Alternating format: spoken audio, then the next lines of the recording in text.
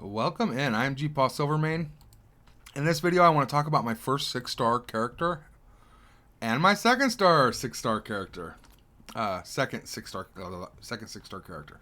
That's what I'm going to say. And who I'm going to focus for my third. Okay.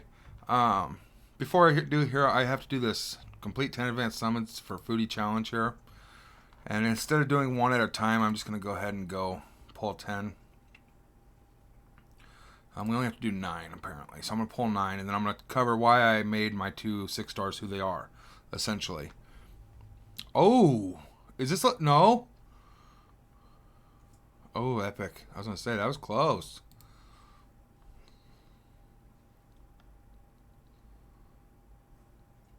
That was a nice pull. Yes, please. Cece, I need her to ascend her one more time for my fusion. And I can talk about that a little bit too. Fusing monsters. I want the dwarf from the fusions. Again? Yes. All right.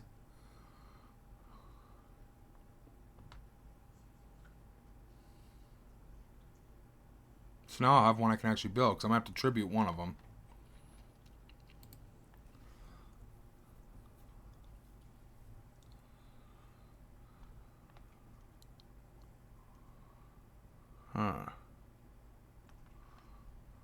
Alright. Dude's got the beer belly thing going on. I can relate.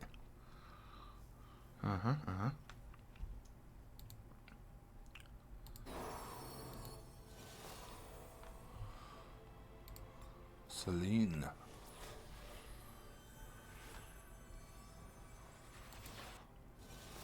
Charles. Charles, you jive tucky. Boom. Hoolans. And I'm liking the look of this dude, personally. A lot. Alright, let's see here. Foodies. We're not quite there yet. Pull another one. Roggy, what up? Hoolans, okay. There we go. We got our 10 pulls. Gives us a free one. And I'm going to go do this. Essentially, I'm beating the first 50. And then I can move on to stage 2 here. Adventure number 10 hard. I'm on halfway through 9 now. And I've done some investing, so I will be able to do that. But I want to talk about my first 6-star. And essentially, it should be the character you got from your rookie summons after beating Chapter 2-8. Or essentially Chapter 2 on normal. Rickard, I chose him and Edicris. If you follow my channel, I took Rickard and Edicris over Ivera, the pirate lady. Legendary, and over Valeria. And that's why I maxed him. He's a dwarf. I love the dwarves. I'm about to get Bran. Hint, hint. He's probably going to be my next one that's going to 60 for support. And I went with William over Sierra and Connor. Quite simply for the support. He can be plugged in anywhere. Does tons of damage. And the support aspect that he brings is just phenomenal. He applies defense down for 2 turns.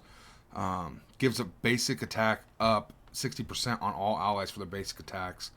For the whole fight, essentially. It's just phenomenal stuff that he does. And I wanted to bring a support character up where instead of building up a second DPS that I don't need, he would be maxed, but I'm still working on his purple glyphs. Otherwise, my Rickard is maxed. Now I'm working on gear for my Rickard, and I want the health gear because the higher his health, the bigger his main attack is. Now William here, I've been building his attack gear because it's all based off attack, but his abilities, I want to talk about them a little bit. He's giving 40% more damage to all team members' basics. He's calling an ally here while doing his basic attack with that 60% from his trait skill here, and the allies are getting that too. And when you call somebody, they're going to use their basic essentially. His action 2, A2 here, is special, grants counterattack to all team members and defense up 2 to the main target, so you can put it on the most spongy opposite affinity type deal so that way you can protect him. Like Connor, I have to put it on Connor because water affinity seems to hurt him really bad, right?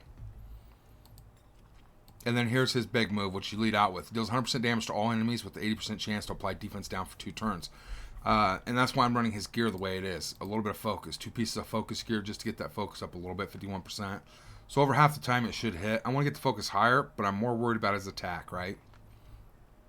But I call him a support champion, in my personal opinion. really, he's a debuffer. He buffs your team. He's a buffer.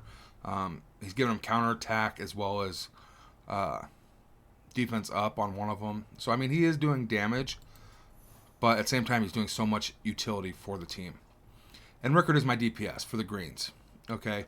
Now, I could go in here and have taken Sierra or Connor up as a support.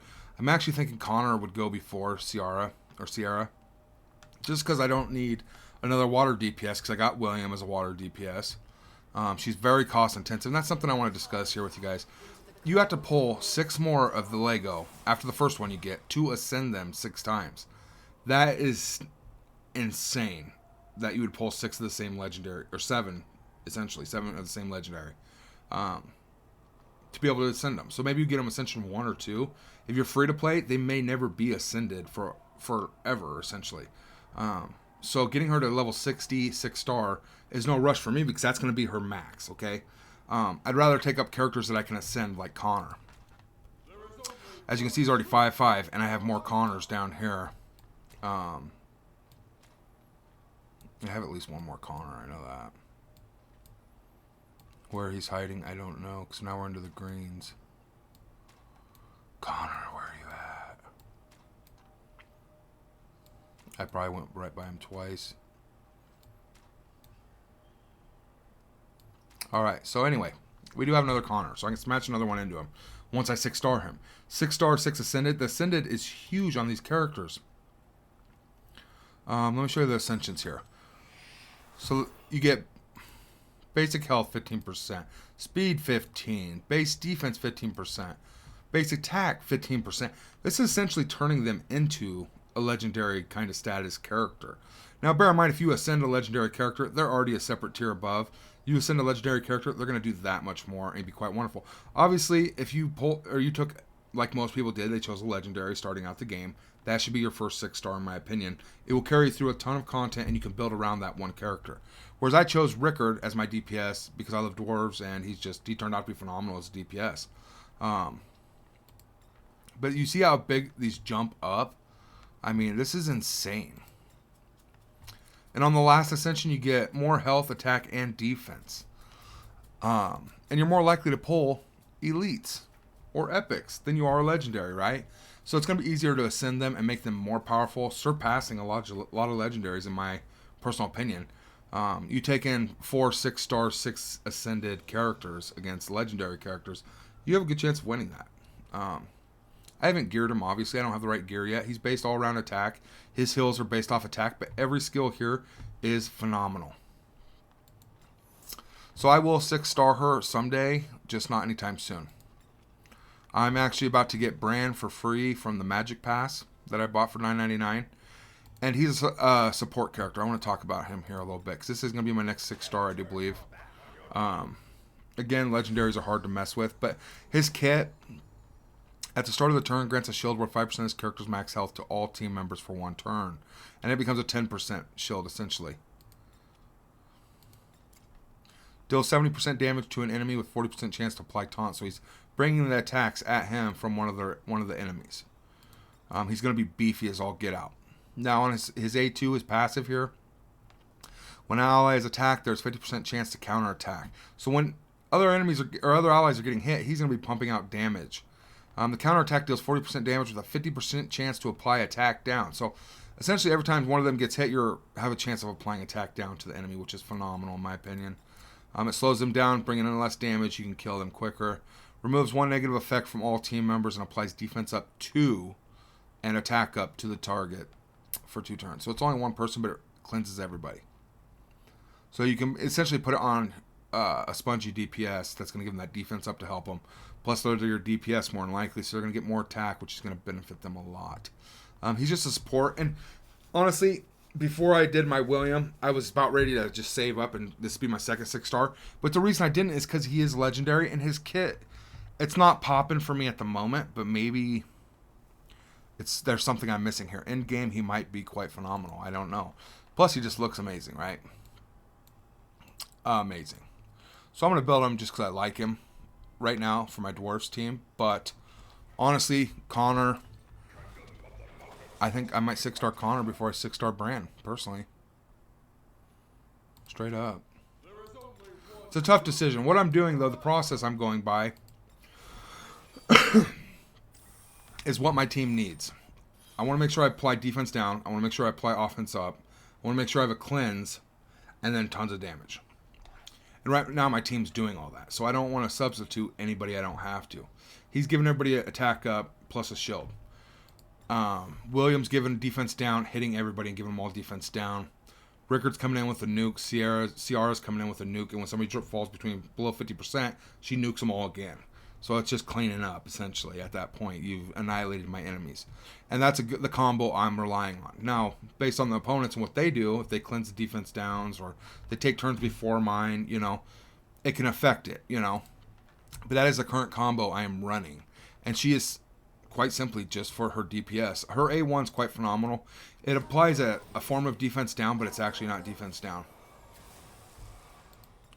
It's increased damage taken by 30%, and that can be stacked with defense down too, 50% more damage, plus 30% damage taken to the enemy. That's 80% more damage, essentially, or you're ignoring half their defense. You know what I mean? It's adding on to the pummeling of the enemies. It's quite wonderful on the A1. It's an awesome effect. What gets me with these characters is their abilities, the cost. These gold mats, it just takes so long to farm these things, man. You're probably going to be end up synthesizing purples to go into this, and it takes 50 purples each spin. So it's going to take a long time to build her abilities, essentially. And then on top of it, ascending her. So legendaries, they are a tier above, and they're quite wonderful. They'll function at level 60, 6 star, quite well. But when you get into that ascension, that's going to separate the boys from the men. The queens from the kings, you know what I mean? It's going to separate. And there'll be a big power divide there, if you know what I mean? All I'm saying is a free-to-play player, Legos are what they are, but you're going to be able to get more utility out of your epics and elites because you're going to actually be able to ascend them. And I don't know if that's factual or what, but that's just kind of how I'm seeing it at this moment. So definitely comment down below who's your first, who you're going with next, and why. Are you going pure DPS? Are you going to build a water DPS, fire DPS, grass DPS? You get what I'm saying? Because you can run the rainbow. You need one of these DPSs to clear each of the dungeons, essentially. So, like... Oop, I hit the wrong button there. My bad. What you're looking at is when you go in here for No Man's Land and you're fighting the fire, you're going to want a water DPS to destroy this, right? You're fighting the grass, you're going to want a fire DPS. And then when you're fighting the water, you're going to want a grass DPS. So this is where I would be probably doing the best with my Rickard. He's going to put out 50% more damage, essentially, against the Wrathful Flood because it's a water-based character, and grass hurts that. So are you going to build up 3 DPSs to 6 star? Or are you going to build one solid unit with some support, some utility characters, etc.? Definitely comment down below. I'd love to hear your perspectives and what you're going to do. Much love. Stay healthy. We'll see you all in the next one.